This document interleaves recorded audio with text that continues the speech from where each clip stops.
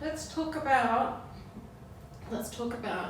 what it actually means to brace and how it's supposed to feel. So the way I like to teach this is lying down, because it's going to start to help us feel the awareness of our core in space, and then we can eventually take it to standing to feel with other movements. So what I want you to think about here, you can just start with your feet planted on the floor, and I want you to imagine that there is a string pulling your belly button down into the floor. So you'll notice that your pelvis will tilt this way, and you're going to be, lower back is going to be pressed as hard as possible into the floor. Now, when that happens, you're going to start to feel that these deep core muscles are all engaged. We're going to breathe in and then exhale. Try and make those muscles feel tighter and harder. Now, I want you to use your fingers to try and feel if you can feel those muscles on. Now, some people will find that it'll be really hard to feel their obliques, these muscles in the side. Other people will find it's really hard to feel these deep low abs, or your transverse abdominis all right through here. So you want to actively feel everything turned on, whilst you've got that back pressed into the floor. As you're going to breathe in, we want to try not to let go of the tension. So we're going to breathe in, feel the muscles hard, and then exhale, making them even harder. Now, for some people, when this first happens, it's going to be really hard to hold that tension because it's a new movement for you. These muscles ideally should be able to turn on and hold for a really long time, but most of us can't do that in the beginning. This is something that we need to train. This is really super important for all of us. Most people with back injuries, that comes because they don't know how to do this. And they're not using this in everyday life, which it should be something that just naturally happens to support us.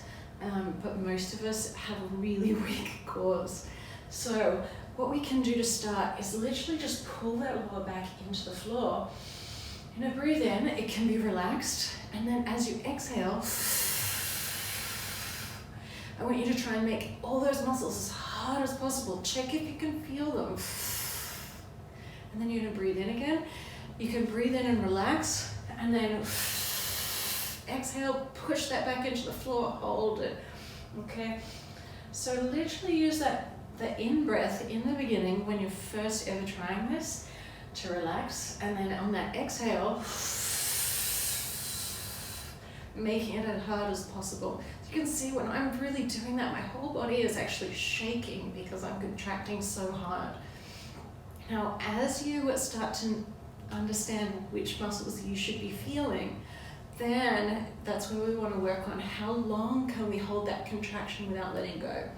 So this is where what I will do is I'll set a timer, and maybe we'll start with 30 seconds.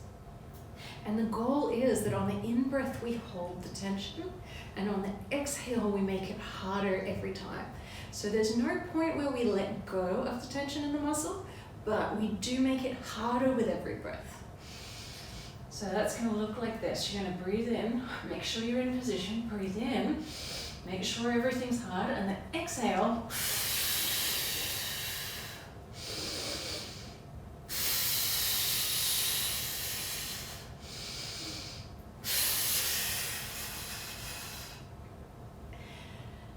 Now, I'm able to talk while I do this. I can guarantee when you start, you're not going to be able to.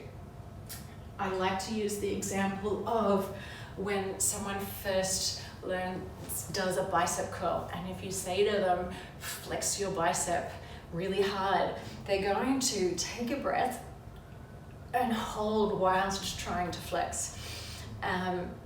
You don't need to hold your breath to flex and contract a muscle, but it's a coping strategy that we use. So in the beginning, that is going to happen when you're learning these exercises, but we want to learn how to get efficient and learn how to breathe through movement as well. That's really important.